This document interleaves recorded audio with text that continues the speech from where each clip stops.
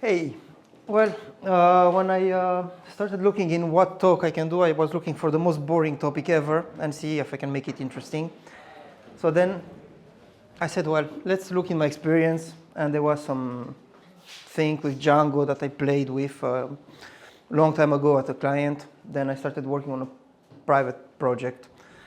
And I said, hey, that might be interesting maybe to share what I learned and some hiccups and how basically using this migration, the Django migration helped me to achieve certain complicated stuff.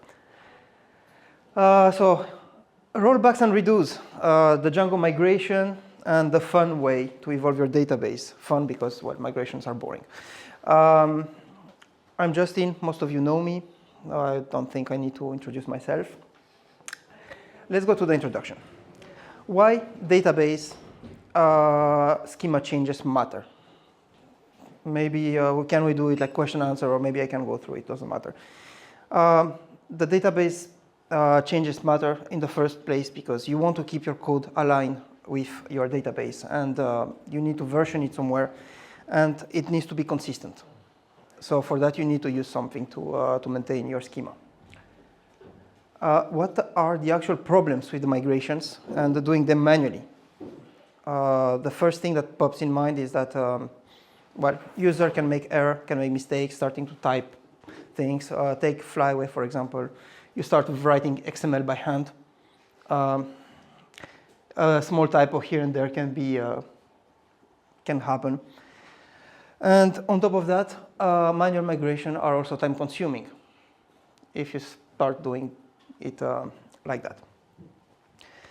Why Django migrations are an elegant solution?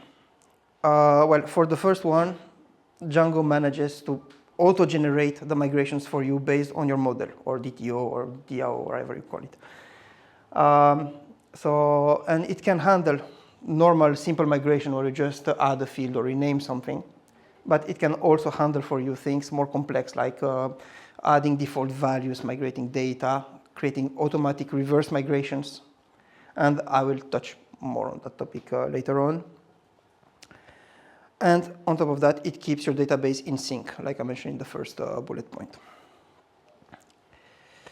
What is the objective of the talk? Well, as I said, showcase what I learned with Django, but also understand a bit how Django does what it does, and how much can we push this migration, how far can we push this migration for complex situations? Can it handle high volumes, those kind of things?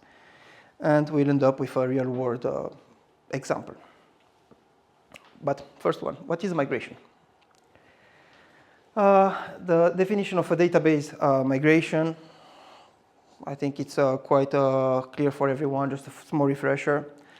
It keeps track of your database changes, and then you have this history. It also ensures the consistency between your database and your models. Why migrations are important? Again, I'm repeating myself, but your code changes, your database should follow. Having migrations, you can version them also. You can see what happened on your database than just connecting to a database and starting to alter tables and do weird things. So it's reproducible. What did I write here? Yeah, no, that's it. How Django handles the migrations. I mentioned earlier, Django auto-generates those migrations based on your data model. And basically, it provides commands that you can interact with your database. Those commands, imagine you deploy your application. You can very well add those commands in the startup script. And you know that every time your database, when your application starts, it will synchronize the database to the latest state that is meant for this application to run on. And migrations versus manual SQL migrations. Well, the manual SQL, they are more prone of making mistakes, can be complex sometimes to write. Where the Django migration, on the other hand, they are automated, they are versioned and reversible, and you can even test them. So the big difference here, if I would compare with something that you might be more familiar, like Liquid Base or Flyway, where you start writing your SQL, or an XML or whatever. In Django, those are handled at code level. So you interact with your database via code, and the migration handler. So who says code says potentially you could very well use container DBs or things like that, and then you can start writing unit tests, and you can actually test if your migration succeeds and does what it's supposed to do. And by migration, I'm not talking only about adding a column or something, but I'm talking even your data migration within your own database. You need to change, I don't know, some constraints, some foreign keys, or you need some external data and populate it. You can integrate that in a migration and run it automatically, and you can unit test to see if at the end you get the desired effect. Okay, let's look at the anatomy of a Django migration. So as I mentioned, those are Python files. They're automatically generated, or you can create them manually. The way they work. Yeah, let's look at the key components of those migration files in Django. So you have on top files, Python files that are generated, so initial.py, and as you can see, it starts with some numbers, like a sequence 001, 002, etc., etc. That's basically the order that Django will run them.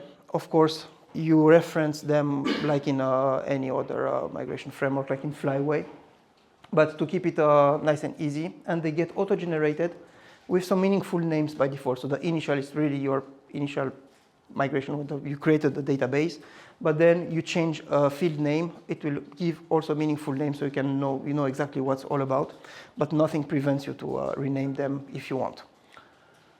Inside of this file, you will find well, the dependency, if it's not the first one, and then you'll get operations. And the operation, you will be able to call what you want to do, like create a model, so that's more create a table, or delete it, or rename it, add fields, and I didn't list them all. I put a link right here. There are, I don't know, like a few dozen of those commands. You have a run Python. That is an interesting one, and we're going to look at it later on, where this one will allow you to write your own code in the migration. And you also have like a run SQL, for example, if you want to do more, let's say, optimized migrations that are more specific for your database. Next. Forward and backward migration. So I mentioned it earlier that Django will automatically generate a migration file for you, which makes you go forward with your database evolution. But the backward migration are also handled out of the box by Django in those automatic migrations. So if you do a create table, if you call the migration in the reverse order, the create becomes automatically delete. So it will basically always map it to the opposite. If you rename from A to B, the opposite will be from B to A. And you don't have to write anything for that. It's handled out of the box. And the Django commands for the migrations, of course. Django has a lot of other commands, but I didn't mention earlier. I am not planning to focus too much into Django itself, but I really want to stress on the migration part, because that's a bit more interesting, in my opinion. You have two major commands. One is make migrations, which literally will start reading all your models and compare with the current state of the database what needs to be done. And then if you find some differences, it will auto-generate the files, the 001, 002, etc., with the changes that you applied compared to the current state. But this doesn't mean that the database is altered at this time. So for that, you have the migrate command. And the migrate command, if you don't put anything like I did here, so you just say manage.py. So manage.py, it's a Django, basically the utility. And the migrate is the first argument. And here you can say, I want to migrate. And if you don't put anything, it migrates everything until the latest migration. But then you can also say, I want to migrate until 008. And it will run everything, and it will stop where you want it. And for the rollback, well, let's say you are at 8, which was the latest one. You want to go back to the migration number 5. You say migrate 005, and it will play everything in the reverse order until the migration number 5, and put back your database in the state at a certain point in time. And it's already time for a small demo to see how does this look in practice. So,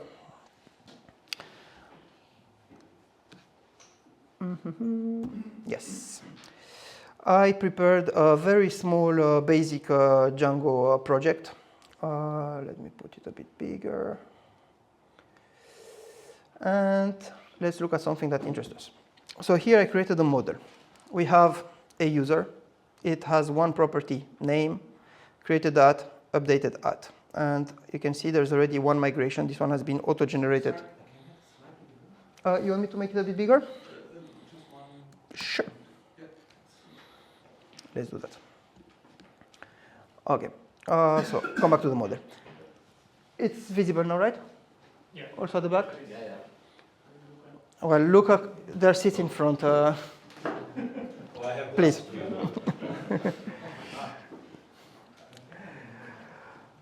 OK, so basically, perfect, you can see?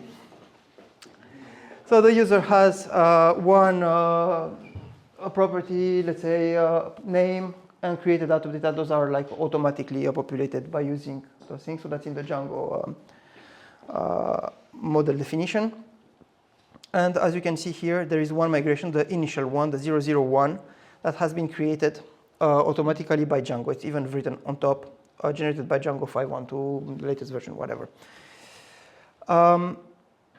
You can see here dependencies, and it has nothing. It's an empty array because that's the initial migration, so nothing is prerequisite to run this migration, so you can start it on a fresh database, and it will create the table for you. The operation is what I mentioned earlier. You have create model, you give it a name, and you pass basically the field, so your table and the columns that you have there with their types and all those information. So just to demonstrate a bit this one, let me delete this file. That's the moment where everything breaks normally. And I will basically run manage.py make migrations. And the file has been regenerated, basically, and is the same. Let's maybe look a bit how we can do this migration a bit more interesting. And let's add some stuff here. So, well, before to do that, let's maybe look what happened and do some manage.py.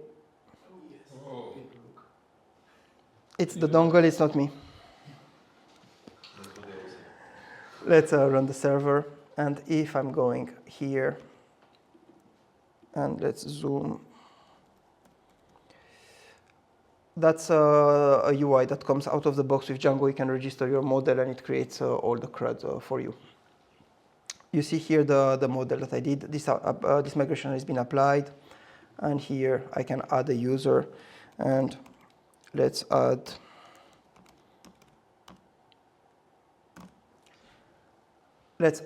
a column here. Does it have to be 34? Yes, because that's my age. You old. What? Very.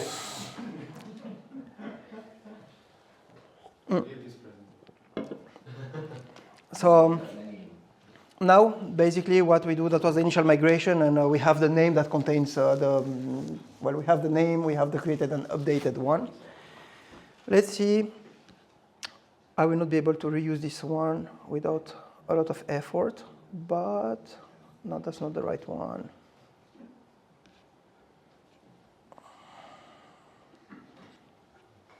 Yes, this one.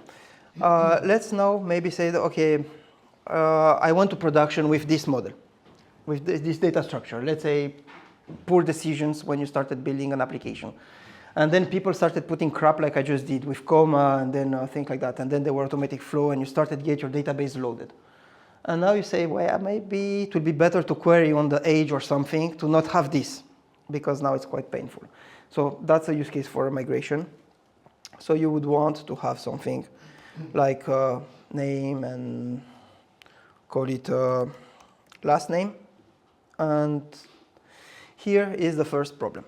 You have null, blank. So basically, it's a non-nullable field.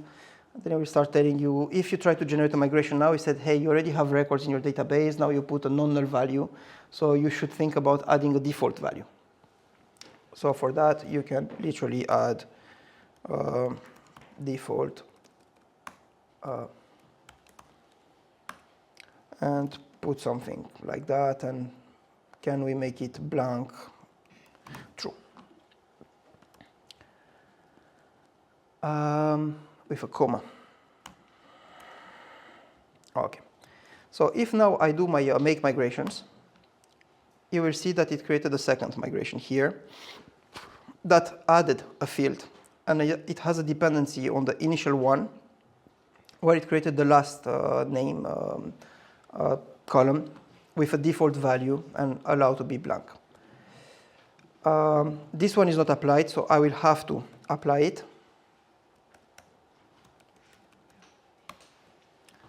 And technically now I should be able, if I connect to my Postgres thingy, yeah, I cannot see it anymore because I zoomed too much. Here. So if I look at this one and I do select top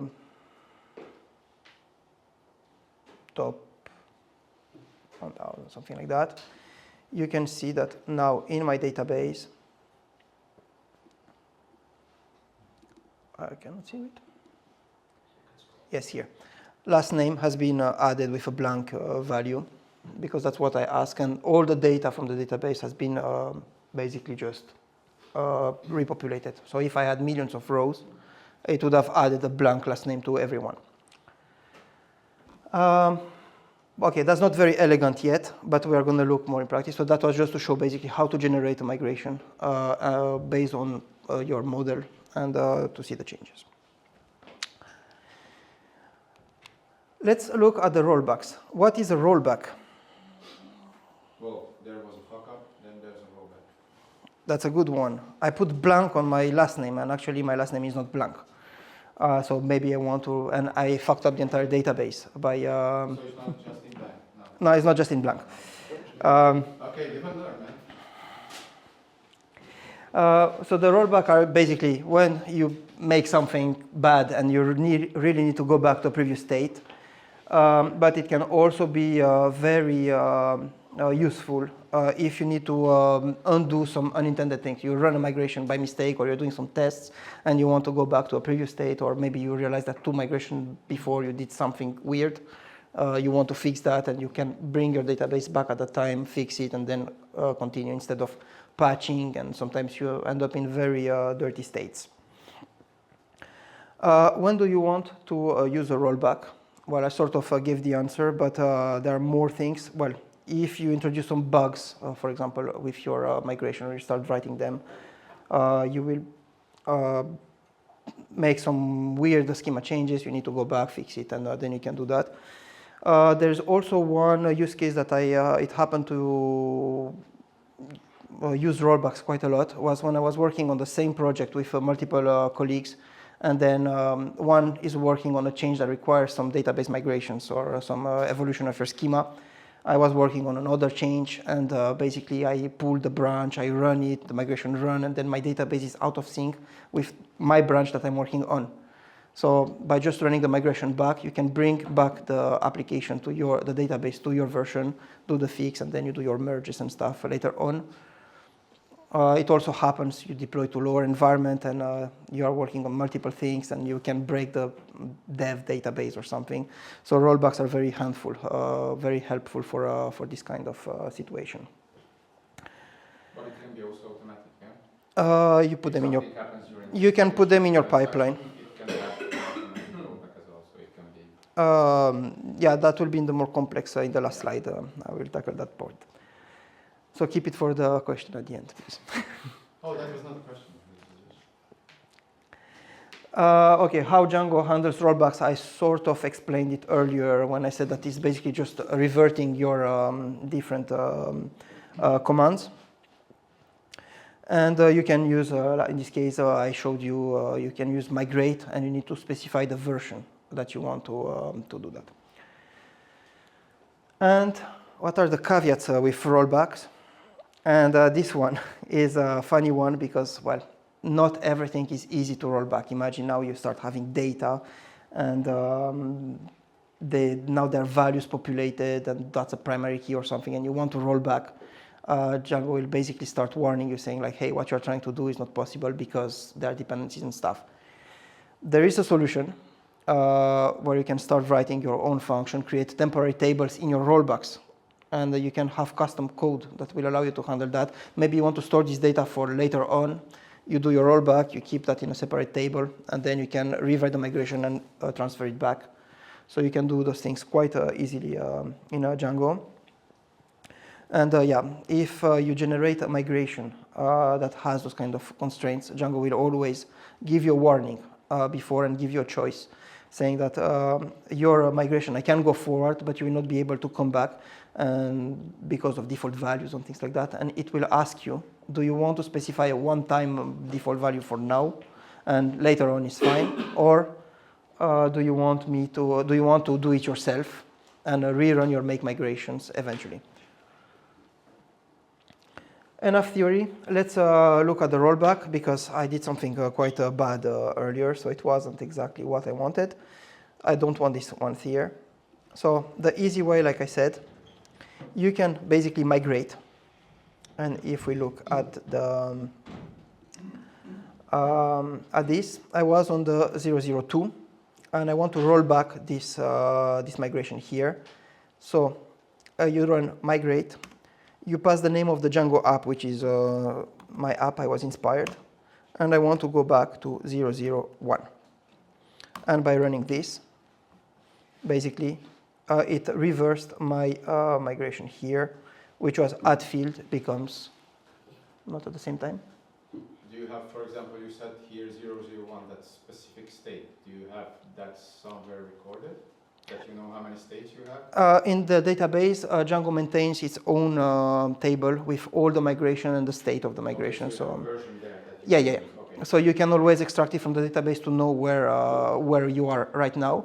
But I know that here I wanted to cancel just the latest one. So basically, I go to the previous, and you specify always the version that you want. So that was the rollback to go back. I can very well do migrate without any argument, and then it will do everything till the end. But I can also do migrate my app and 002, and it will still go to 002. You specify the place where you want to go, the destination. And now if I'm basically re-executing this thing, F5, I guess, yeah, there it is, you can see that we don't have this empty last name anymore. And now I can literally start fixing basically and reworking on my migration or on my model. And this is something that we are going to look right after the few more. There was one more boring slide, promise. With real-world scenarios. Okay, so handling complex schema changes, renaming columns, splitting models, adding non-nullable fields. I sort of covered that already.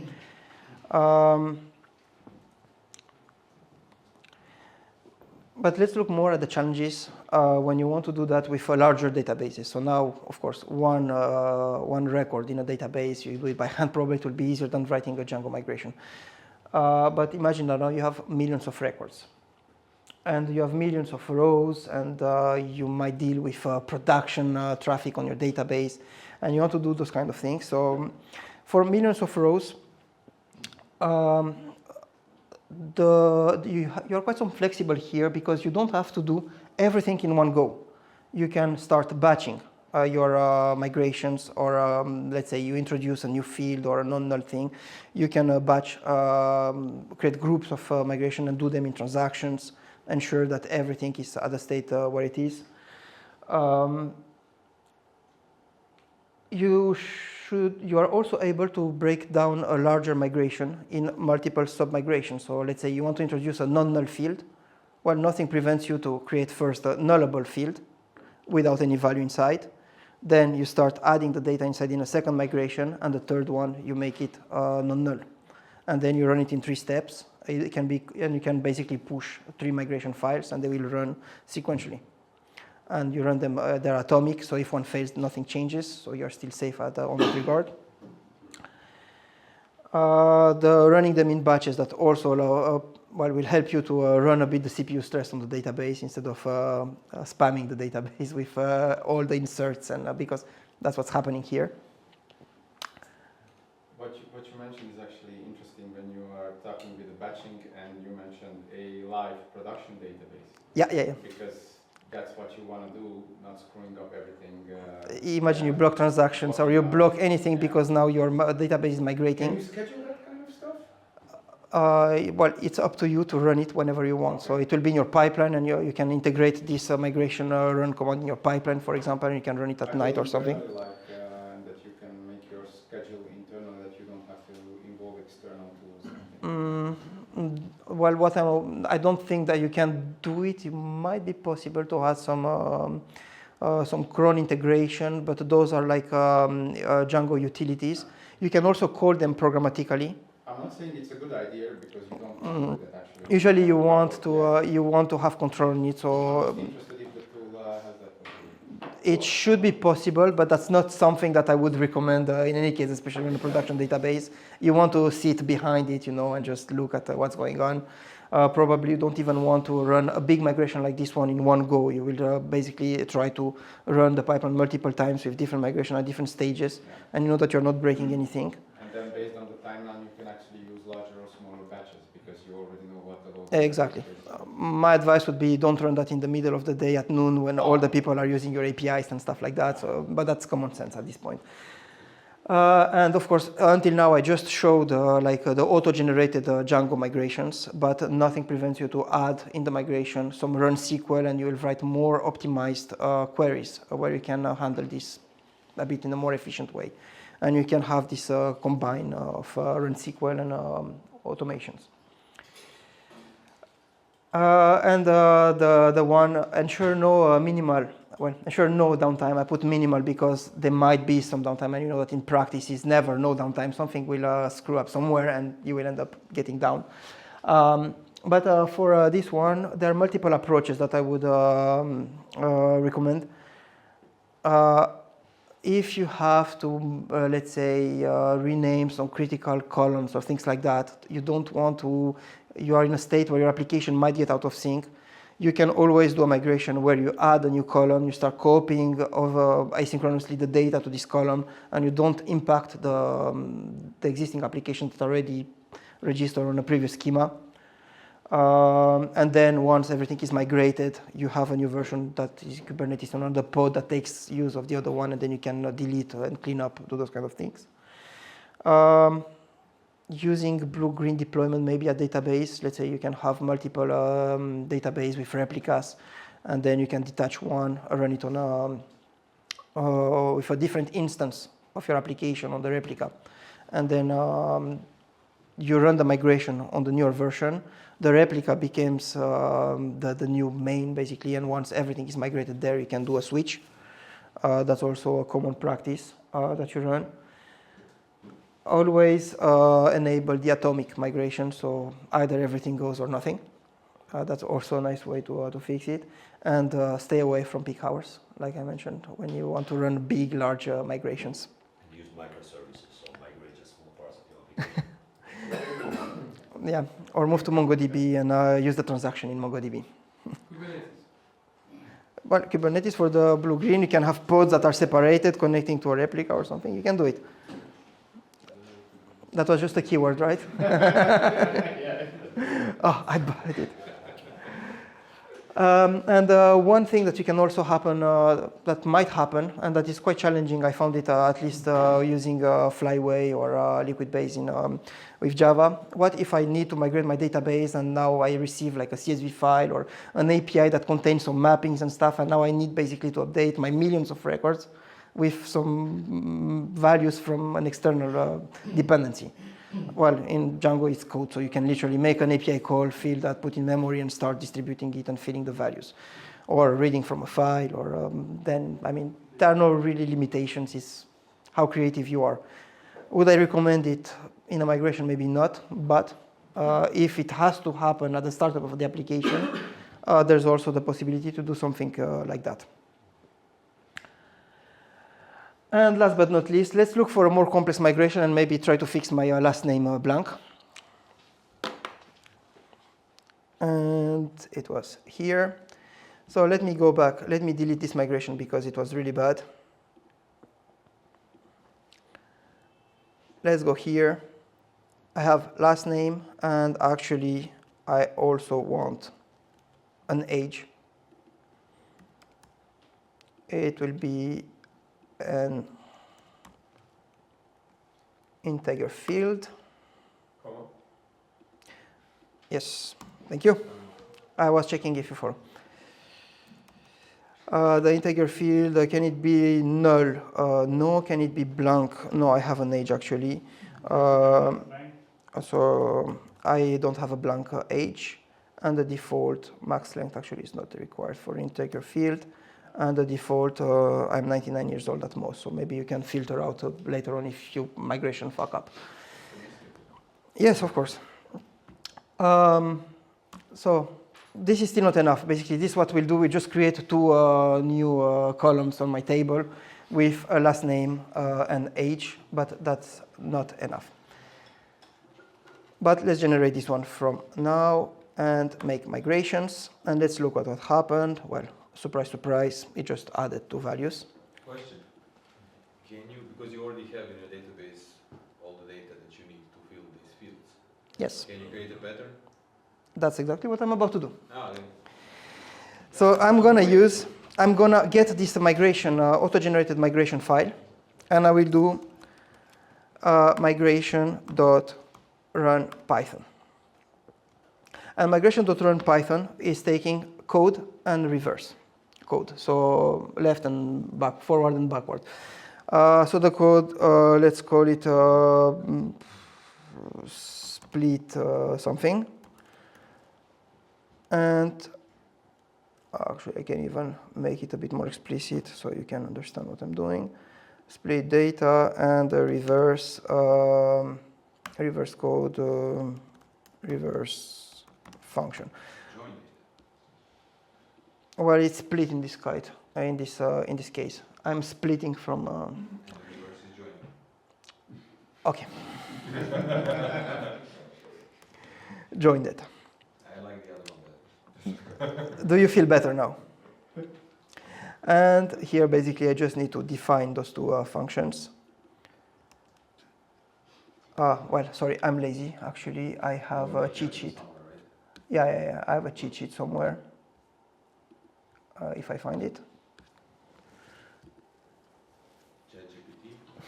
ChatGPT, yes.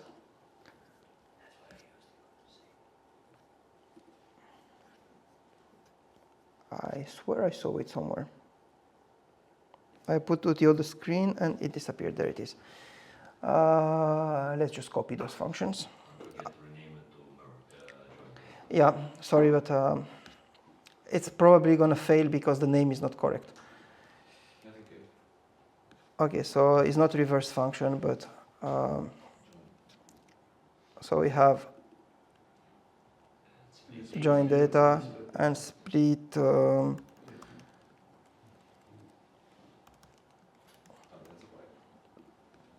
Okay. So if we look at this migration now, it's creating the two columns first, and then after that it's executing a Python. And the reverse will literally go from the bottom to the top. It's literally playing the playbook the other way around. So if you look at split, well, I'm getting my model, which is the user, and then I'm making a query in the Django RM way, get select star.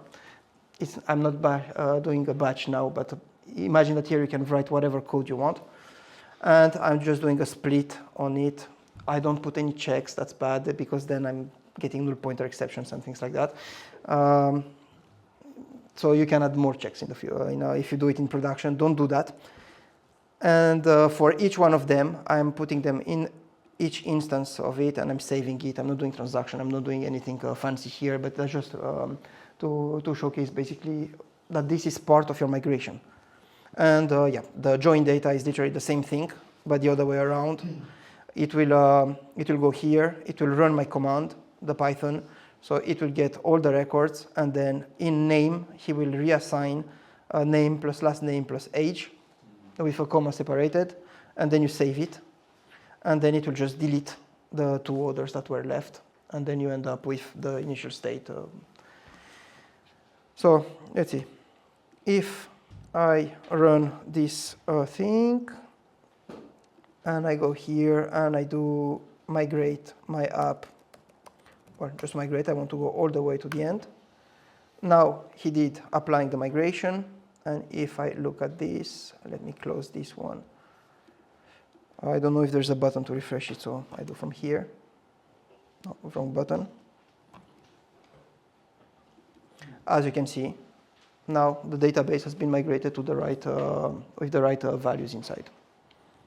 And now if, just for demonstration, if I go back here and I do migrate my app 0001 and I execute this one, if I check here, FN5, you can see that the data has been put back in the initial state. I have a question. Is there a way to know the state, like in Liquibase, when we have like a database change log table? Do you have something like this? Mhm. Too? That's the part that you mentioned. Yeah, so if you look here, this is the Postgres database. So I have my app user, so my app is the Django application name, and user is the table. You have some proprietary Django things, and one of them is Django migrations. And Django migrations will actually, can I select, well, let's get everything.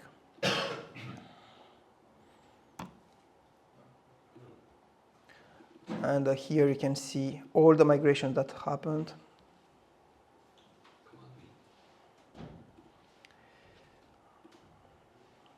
I should not have done that.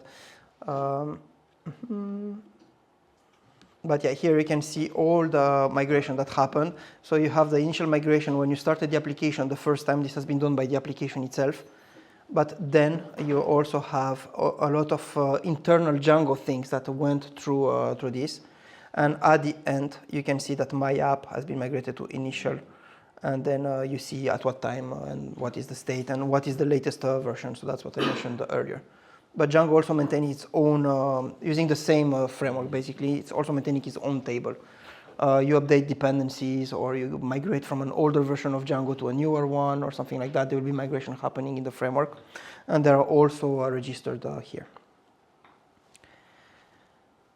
So yeah, in a nutshell, Django migration can help you do some complex migrations in a, let's say, more elegant way than starting writing your own XML with SQL and stuff inside.